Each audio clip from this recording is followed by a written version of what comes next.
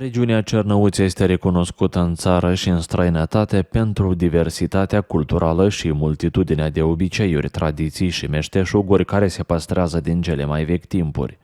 Comunitatea românească de aici este un grup etnic autohton care a moștenit și transmite generațiilor viitoare un patrimoniu cultural imaterial divers. Este reprezentat de tradiții, obiceiuri, folclor, mituri și legende care se transmit din generație în generație. Etnicii români sunt în marea lor majoritate ortodoxi, iar tradițiile acestei comunități sunt strâns legate de sărbătorile creștine. Societățile pentru cultura română din regiunea Cernăuți sunt foarte active și desfășoară o serie de evenimente care au devenit tradiționale. În actuala regiune Cernăuți, care de fapt este formată din trei zone istorice, partea de nord a Bucovinei, nordul Basarabiei și plasa Herței din fostul județ Dorohoi, astăzi întâlnim încă destule tradiții și obiceiuri păstrate în localitățile din zonă. Vreau să spun că și aici, într-o măsură oarecare, diferă de la sat la sat sau de la regiune la regiune.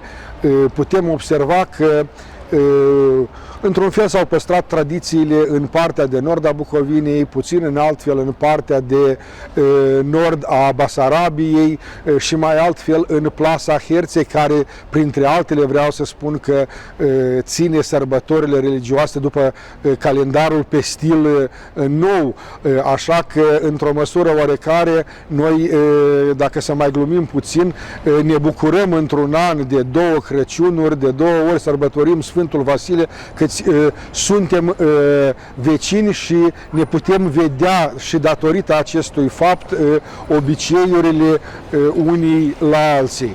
Și Societatea pentru Cultură și Literatură Română în Bucovina, Mihai Eminescu, care este prima constituită după perioada post-sovietică, a fost constituită în mai 1989, păstrează o serie de tradiții și obiceiuri deja formate în cadrul societății.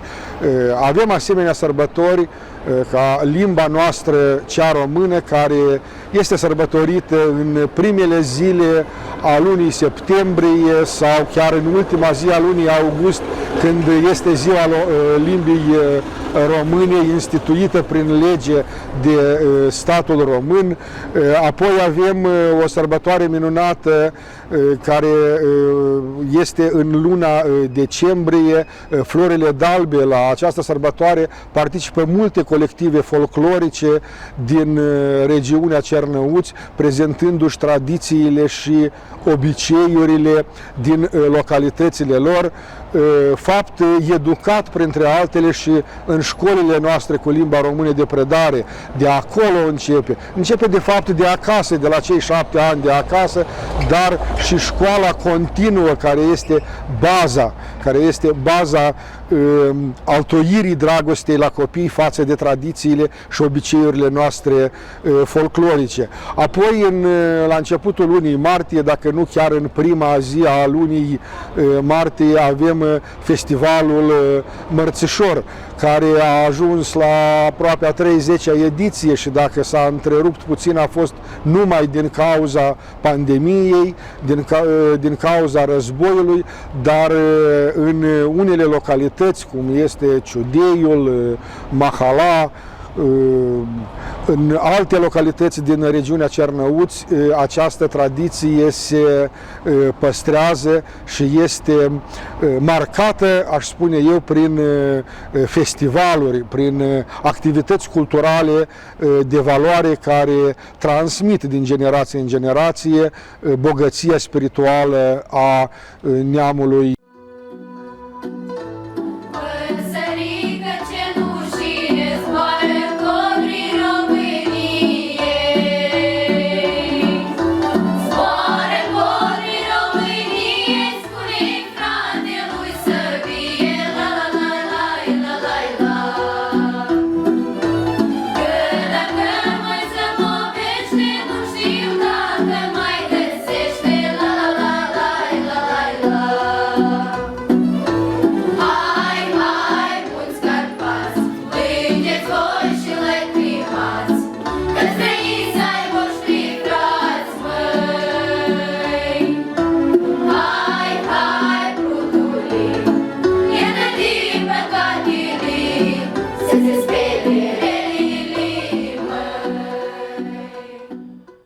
Etnicii români au păstrat o serie de elemente ale folclorului autentic. În regiunea Cernăuți funcționează zeci de cămine culturale în care au loc evenimente folclorice.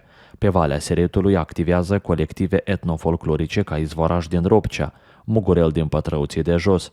În nordul Basarabiei, ansamblul Țărâncuța din Marșenți, în Ținutul Herța, Orchestra Valea Prutului din Horbova, grupul Probotești și multe altele.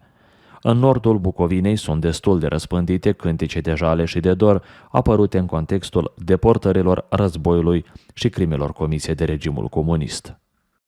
Rămâi satul cu ghini, rămâi satul cu ghini, că eu mâini plec din tine, că eu mâini plec din tine. N-am făcut la nimic rău, măi, n-am făcut la nimic rău, măi, să mă duc din satul meu, măi, să mă duc din satul meu, măi, să mă duc tânăr voinic, măi, să mă duc tânăr voinic, măi, să mă întorc moș gârbovit, măi, să mă întorc moș gârbovit, măi. Organizau mai înainte șezători pe aici, pe Valea Seretului? Da, noi înainte, când eram pe timpul eu eram fata, face șezători, atunci aveam de lucru. Noi așa, umblam cu lucru, într-o seară la mine, într-o seară la cealaltă fată, în altă seară la alta, torșeam, coseam, lucram, făceam și trebuie. Dar am tineretul, au telefoanele. Și numai în telefon tot să știe, în telefon tot să gătește, dar noi nu știam atunci pe timpul acela, nu era nici telefoane, nu aveam nici... Da, așa au fost și așa trece. Cum era o seară de șezători aici pe Valea Seretului? Și vă spun, el și amu pe Valea Seretului tot fac și amu tot aici tine tot fac, se făcea joc, pe prund, așa, cramuri, jocuri, să face atunci, de multe era tare frumos. Amu nu e așa. Amu dacă să faci ceva, să faci numai la club, dacă să faci, dar nici nu se face, că amu nici nu e. V-aș ruga să vă amintiți de o seară când v-ați adunat la o șezătoare, ați lucrat, ați cântat. Ce cântau fetele la șezători pe timpul? Care și știe, care și aude, de unde știe, așa cânta, care cum îi tăia în cap. Da. Pe timpul războiului să cânta altfel, pe urmă când războiul s-o gătit să cânta altfel. Mărinari, voi mărinari, dulce vâi gurița, luați-mă pe vapor, plec într-o rochiță. Hai copilă, vin aici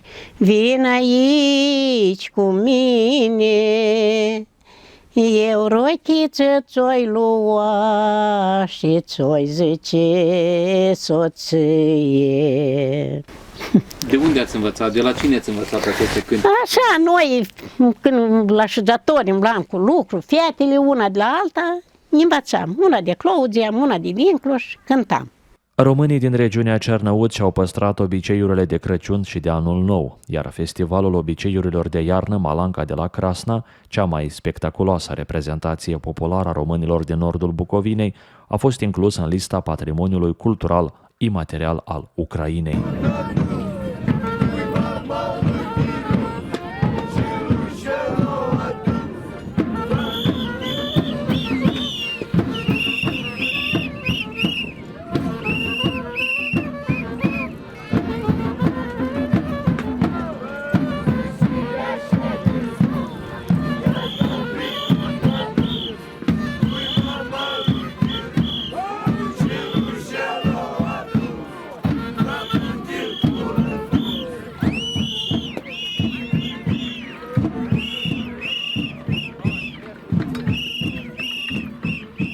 Se păstrează cu sfințenie și tradițiile învierii Domnului. În vechime, dar și azi, unii gospodari vin de la înviere cu lumânarea nestinsă și ocolesc casa pentru izgonirea celui rău.